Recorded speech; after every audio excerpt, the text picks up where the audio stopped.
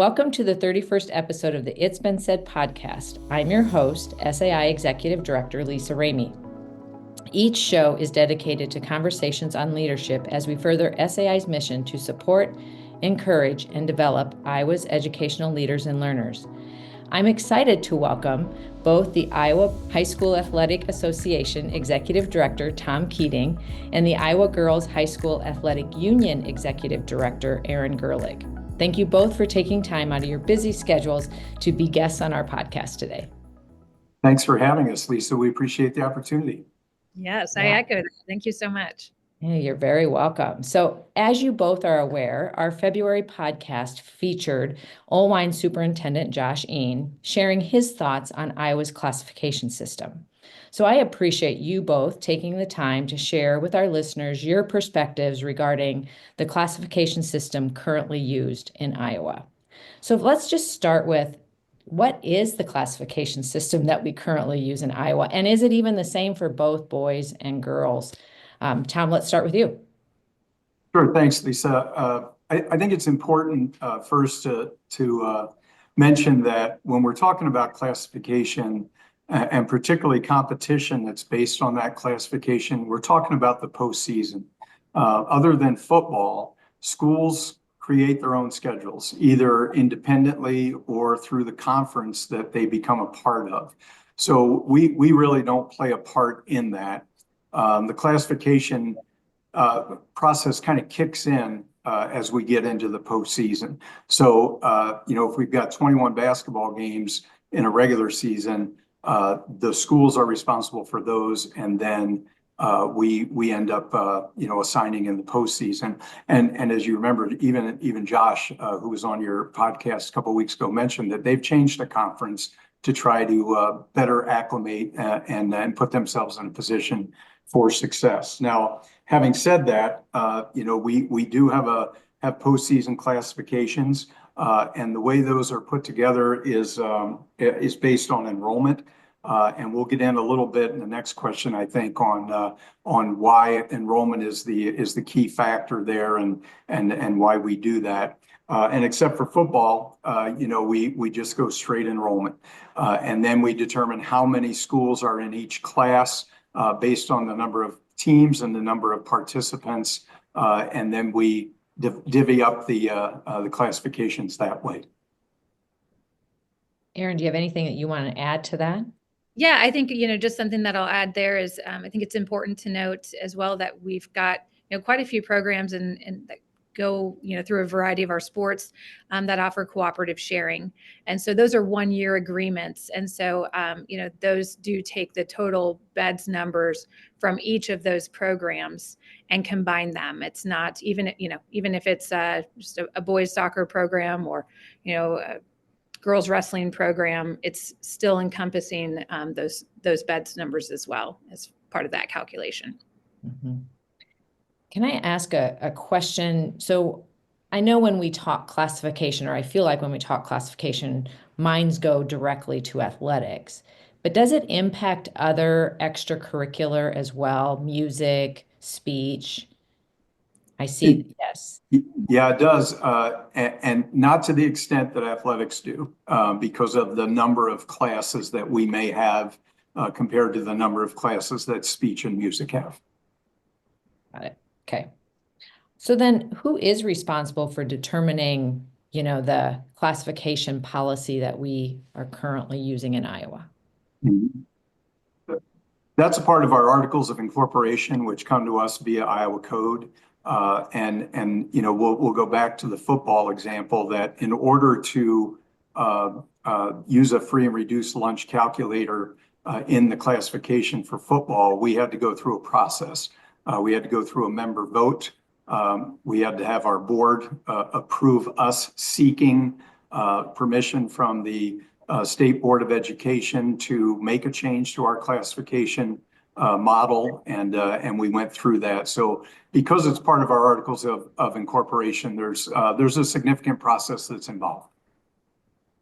So Tom, how long did that process take to have that change made in football?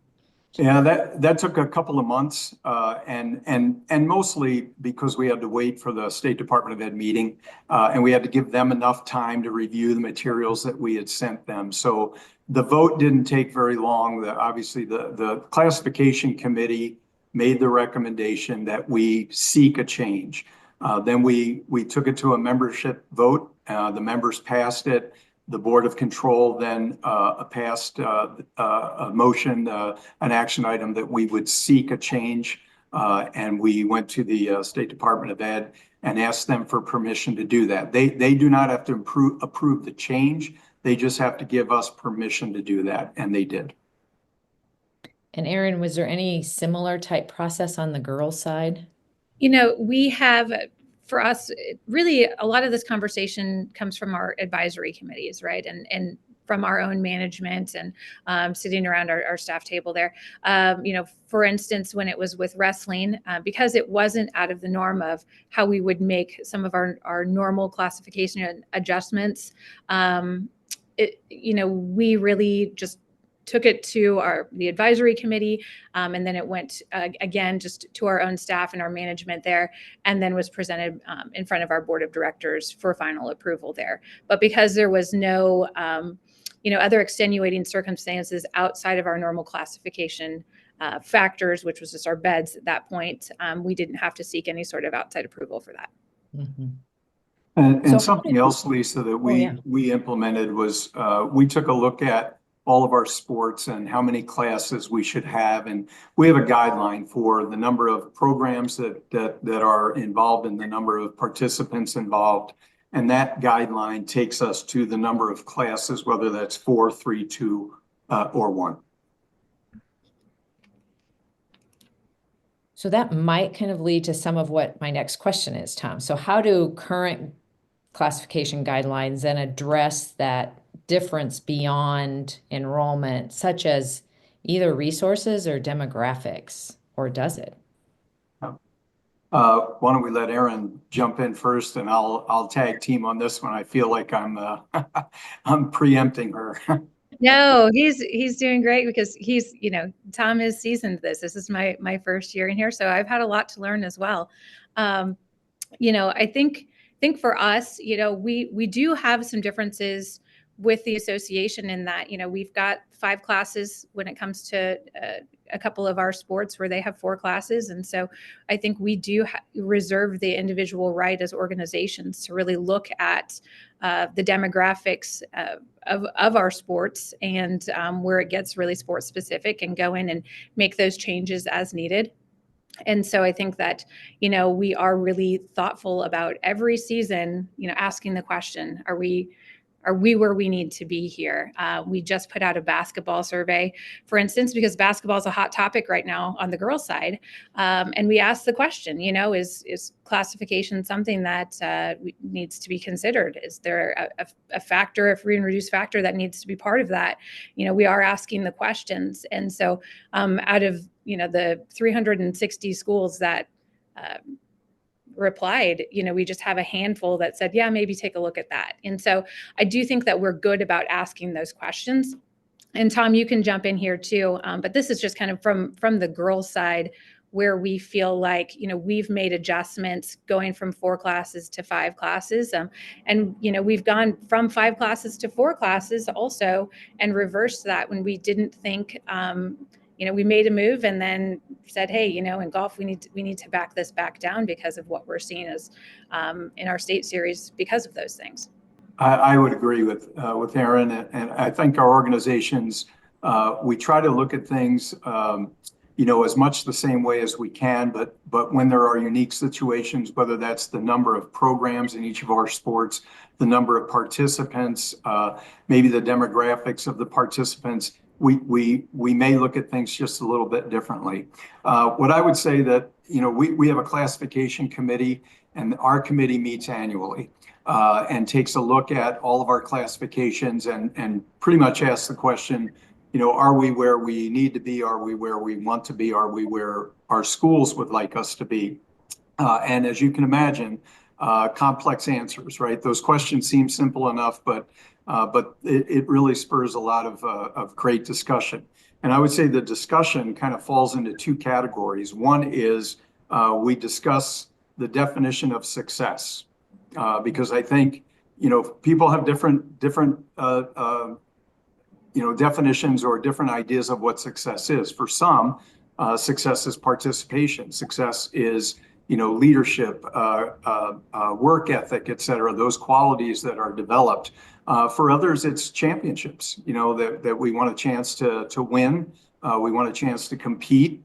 And it may not necessarily be a state championship, and maybe it's a conference championship. Maybe it's we want to be better this year than we were last year in terms of being at a competitive level. And as you can imagine, with 360 schools, we're all over the place when it comes to that.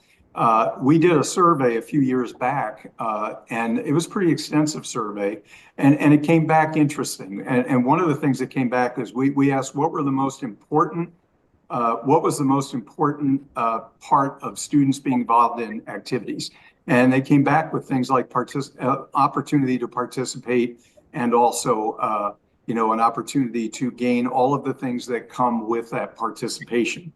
And our school said they measured success in their activities programs by participation. And then when we asked them what they would like to see us do differently, they threw in classification changes and opportunities to compete, in a different level.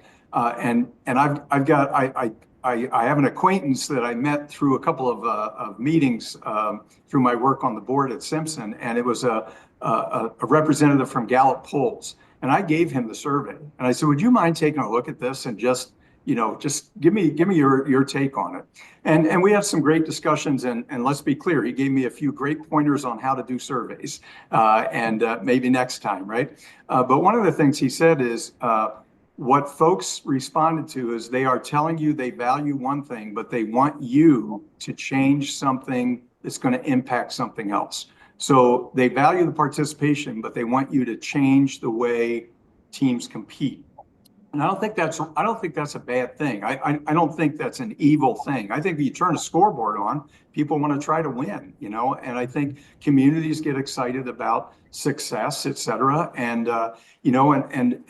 whether it's Josh or whatever, community or whatever school district is struggling, we get that. And we feel like, we want to give kids an opportunity as well.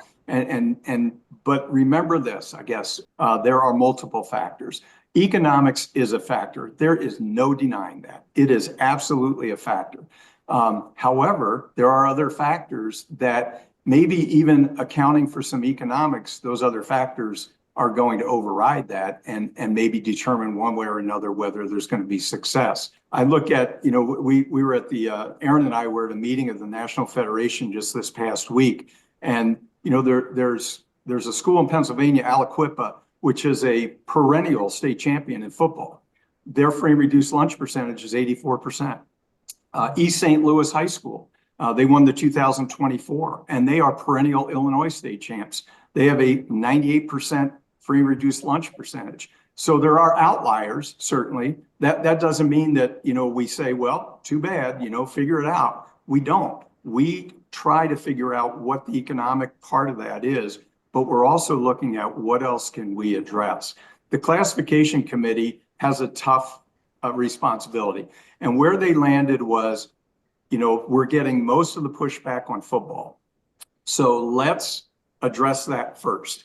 And we're getting most of the concern on economics. So let's address that first. So we've got one sport, one variable. Let's see what the impact is. You start adding variables, and all of a sudden, you're not sure what's making a difference and what's not. The problem with education, as we know, anything in education, is you can't look at 1 year's data and say it worked or it didn't work. It takes multiple years of data. And quite frankly, and I'm in the same boat, people aren't that patient. They want to see change now. And we've got to wait. The state board of education has told us, you're coming back and you're going to tell us what impact this had. And we asked them if we could wait 2 cycles of football. And that, unfortunately, is 4 years. We think that data is more, impactful than 1 year's data. So, we've got we've got such a variety of factors to take a look at to determine what exactly is making. We know coaching matters. We know facilities matter. We know that equipment matters. We know that the number of participants absolutely matters. We know that the culture of the school, the culture of the athletic program, and the culture of that sport program matter. All of those things matter. To try to address all of them at once is kind of overwhelming. And I can't imagine whether you're a superintendent, a principal, an AD, it feels overwhelming when you're trying to, get the ship turned in the right way. And the unfortunate reality, again, going back to education, it's like turning an aircraft carrier, right? It's not like turning a jet ski. And again, it goes back to patience. We know that at the NFHS, we talk a great deal about classification, and states fall into 3 categories or 4. One is straight enrollment. They don't do anything else. The other is free and reduced calculations, which we're trying in football. The other is a multiplier for non-public schools, or what they call non-boundary schools. And then the third is a success factor, where all schools are measured in their past 5-year success. And if you earn X number of points by how far you've advanced in the postseason, you move up a class. Not everybody likes that either, because the kids who got you there graduated. And so the students who are coming after them are the ones that have to deal with that challenge. It is complex, but it is important. Erin knows this. I was the president of the NFHS last year. And I'm a big theme guy. So my theme for that presidency was for the kids, that everything we do is for the kids. It is not for anyone else but the kids. Now, when adults are making decisions that impact kids, then we got to be careful as adults that we're making those right decisions. The other piece I added to that was for all the kids, not just some of the kids, not the kids who have the resources, not the kids who are in the successful programs, but all of the kids.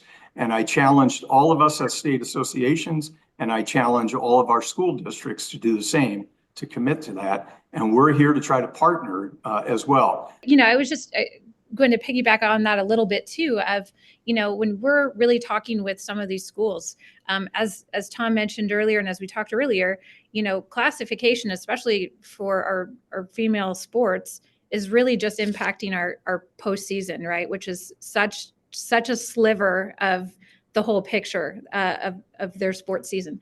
And so, when we're talking with coaches and we're trying to ask the questions, because that's a big part, is what are the right questions to ask, right? What do we really need to be asking? And their frustration is coming from, 21 games in a basketball season. That can feel like a really long season if you're not a winning program, or if you don't feel like you're landing in the right spot. And so really trying to come alongside of them and ask them that question of that, what is leading to their frustration throughout the course of that season, and then really coming alongside of them and trying to, we have decided that we want to really try to offer resources to partner with them through their season. And I can go on about that later with some of our Empowering the Iowa Girl initiatives. And, because we felt like that was a bigger issue for some of these schools than, maybe 1 or 2 of their games in the postseason, and so really trying to come to the root of that problem with them and come alongside these schools, because as Tom said, there's a multitude of factors and it really doesn't look the same from community to community. So trying to address it all the same may not be what most of the schools actually need. Yeah, I really appreciate both your comments there. And, as I put on my old hat of superintendent and know that there are always, in education, there's, multiple levers that you can push. And when you push multiple at the same time, it's hard to know which one made the difference. And so really being thoughtful about which lever to push in this conversation to determine, does it make a difference? And, I can say that we would look at data to say, boy, we want kids involved, because that involvement makes a world of difference for that student athlete, right? When we could see kids involved, we also saw increased student achievement. It's those kids who weren't involved in anything. And that involvement didn't always mean winning state championships. Like, that's awesome to have that, right, as well. But it's that entire season and having a positive season. So I'm glad I didn't even realize that when you think about only football and that I know we had completed, I think, 2 years now of that cycle. I didn't realize it'd be 4 before the data, but I'm curious, have you heard what feedback are you getting from coaches or administrators currently? And maybe it's too soon, Tom. I think the early returns are kind of in. The challenge, Lisa, is that there is no formula that is going to account for every program that struggles. And a calculating formula is going to have the biggest impact on the fringes, right? So if you're at the top of the class or you're at the bottom of the class, your chance of moving is greater. If you're in the middle, there's probably not a formula that's going to do that. And I think that's where we're trying to work through that and figure out what other ways could we impact this. But that's a great question. But I think, and I'll give you an example. We moved Gilbert up a class because of the calculating formula, and they had more success when they moved up. And so there's always going to be an outlier. The early returns show that there was some positive, but again, the number of schools that were impacted was not dramatic, and the change, the change in their success was not overly dramatic in those first 2 years. But again, it takes a little while to get some momentum going. We're pausing for a brief commercial break. We'll be right back to continue our conversation. Stick around. Hi, I'm Matt Carver, Legal Services Director at SAI. One of the benefits you receive as a member of SAI is to have a privileged conversation with me about your pressing legal issues. While I don't replace your district's legal counsel, I do my best to provide friendly and practical advice for you as a member. If you are a member, simply call the SAI office at 515-267-1115 and ask for Matt. If you aren't a current member, join or renew today at www.sai-iowa.org. And now, back to our conversation on leadership. And am I remembering correctly, I could be wrong about this, but that school districts had a choice. So maybe the calculation could have moved them one way or the other, but they could have chosen to stay in the classification that they were previously. Am I remembering that correctly? They can always choose to stay up. They do not choose to go down. We don't have that piece in. Erin, have there been some of those same types of, since it was implemented in football, has there been the question of why haven't we implemented something similarly on the girls' side in any of the sports?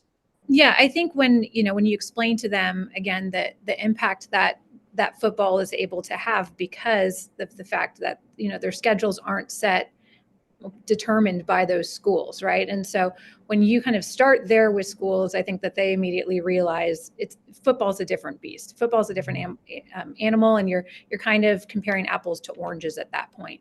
And so to say that we're not seeing all of the issues that they were seeing in football is not. It's not accurate, but at the end of the day, it's on a smaller scale. And I think the big thing about football is it's you run into a lot of safety concern, right? And so I think that that becomes a hot button in itself.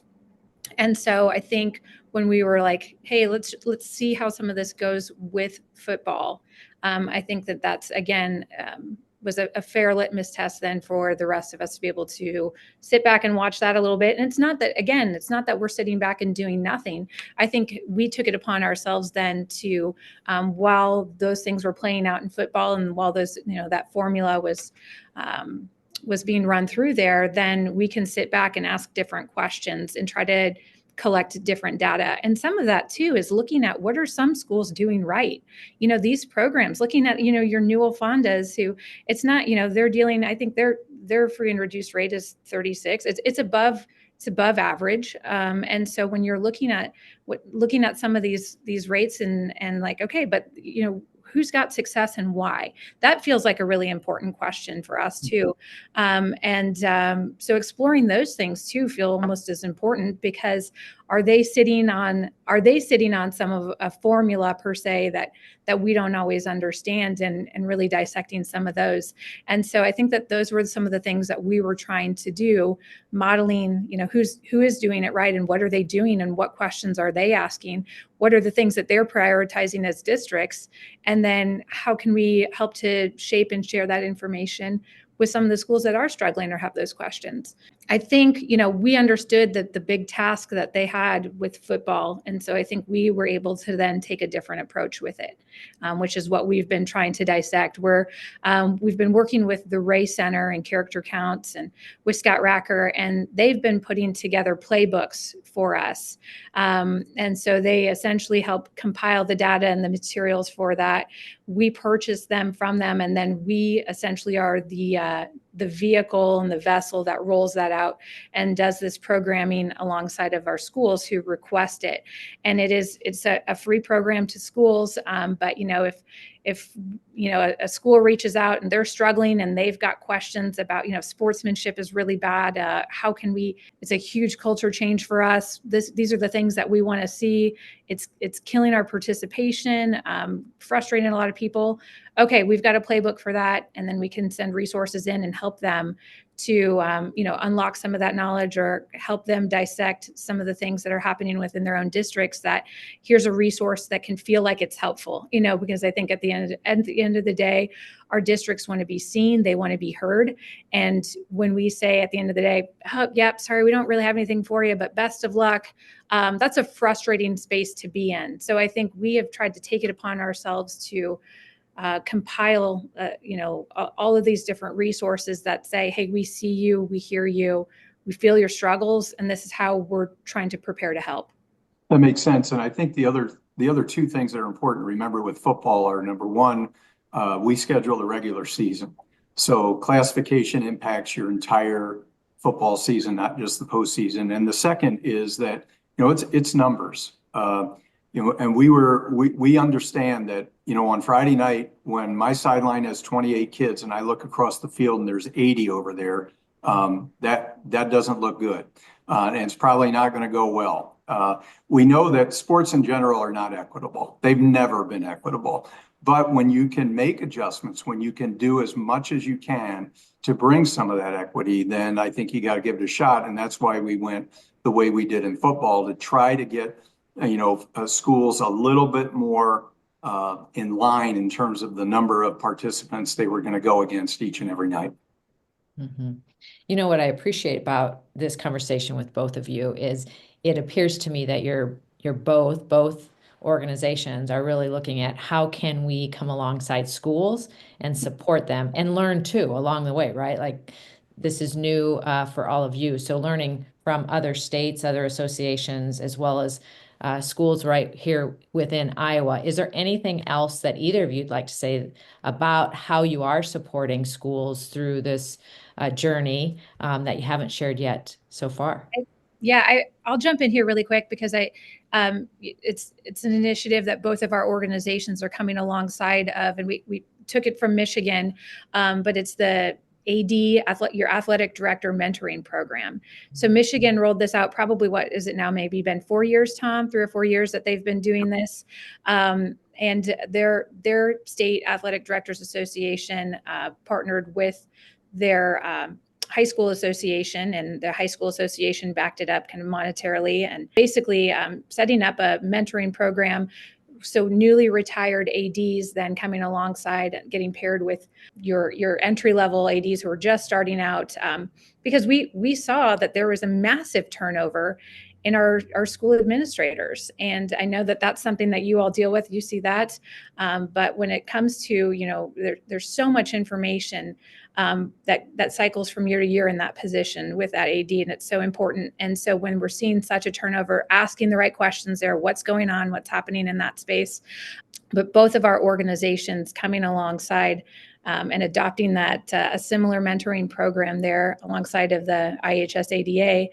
We've done that for this past year, we just had kind of a review with them on how it's going. And, retention, I think in those spaces really matters, because it's key to, if you're retaining a great AD, then chances are you're retaining some good coaches, and you're not seeing all of that turnover, which was, I think, from my purview, was a really big issue, where we had the ability to step in and say, yeah, we can help fund this initiative.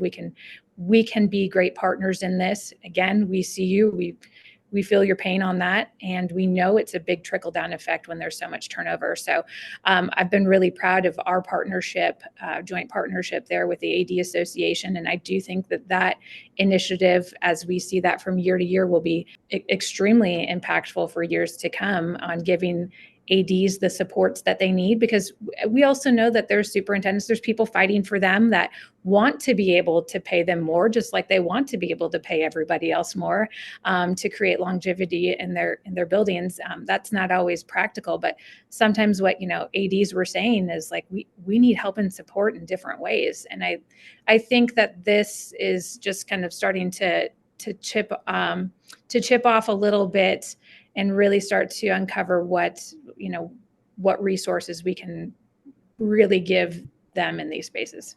I'd agree with Erin, and I also think that sometimes we look at the factors that maybe lead to struggling programs, and instead of addressing those particular factors, we look at the end and say, well, what could the association do maybe to make up for all of that, so that our kids have a little better chance for success.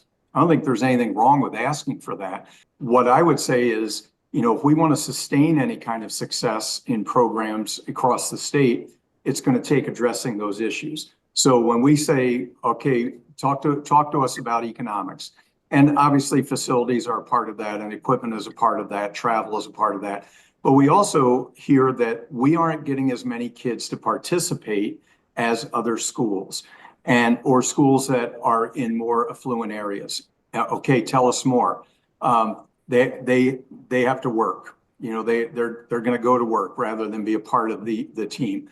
They're watching younger brothers and sisters, very real life situations. Absolutely. They don't have the money for equipment, that it takes to play in our sport, for example.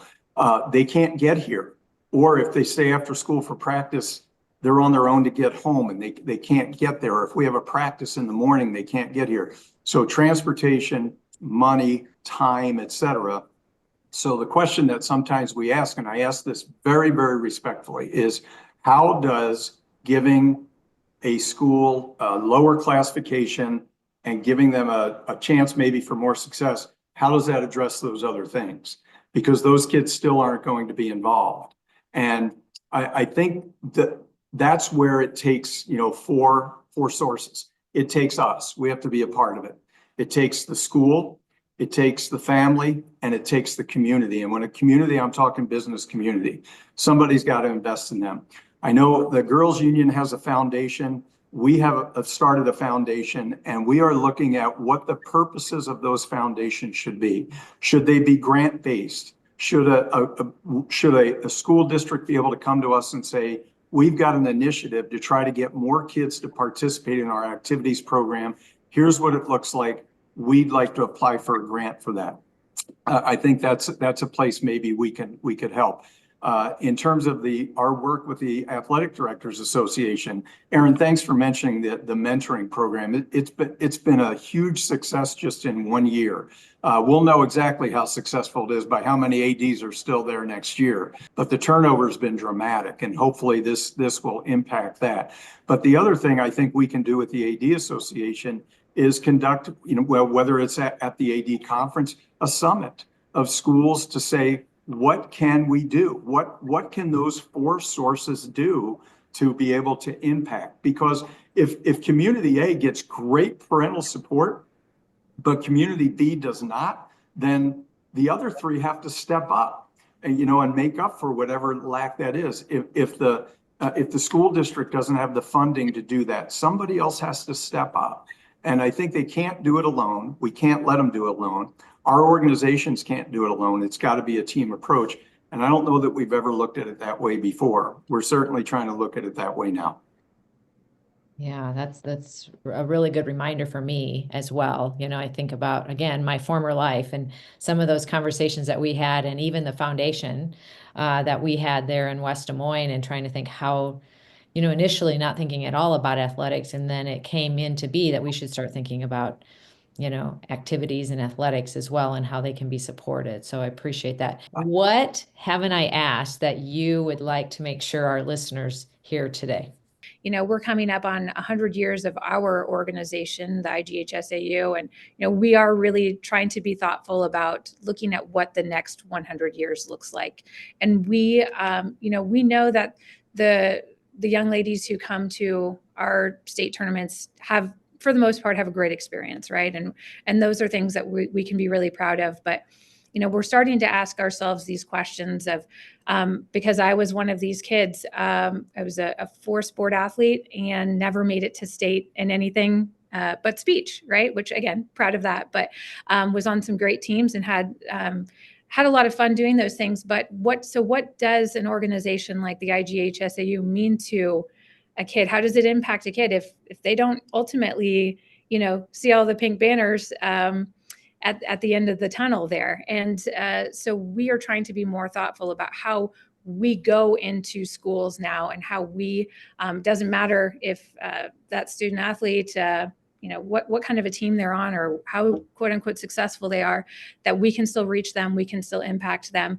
Because at the end of the day, part of our goal is to create our future leaders for tomorrow, right? Empowering the Iowa girl today to lead tomorrow. And so I think our mindset is shifting a little bit on what that looks like. Of course, we want to put together the best postseason experience for our kids, and we're not shirking away from that responsibility. However, I think it's becoming more and more important to us because of some of these other issues of how do we try to reach all of the kids? How do we try to get in there? And we know that that's going to take a mobilization and an effort on our part that we didn't have to consider so much before. And I would add 2 things. We probably have, between our 2 organizations, 120 and 140,000 young people that we serve in our activities programs.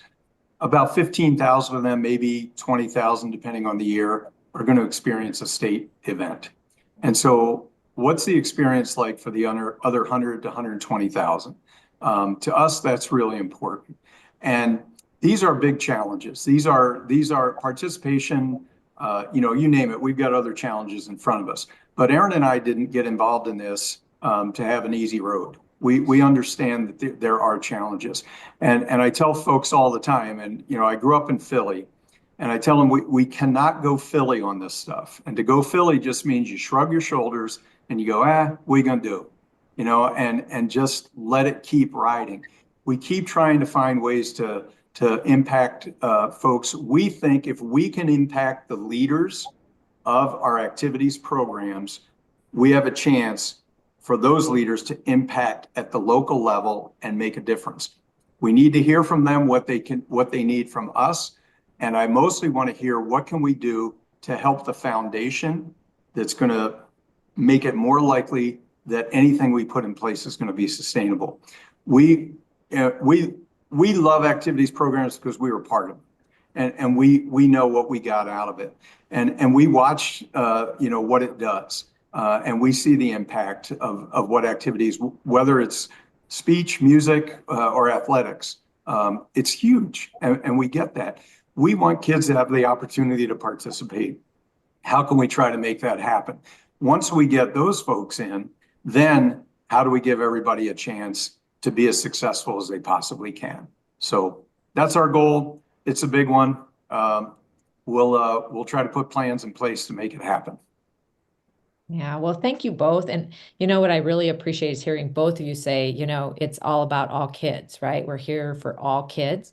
And how do we make that happen? And knowing that individual students, individual families have choices that they make, but it's really that focus from your organization. So thank you for that. And again, thank you for your time today.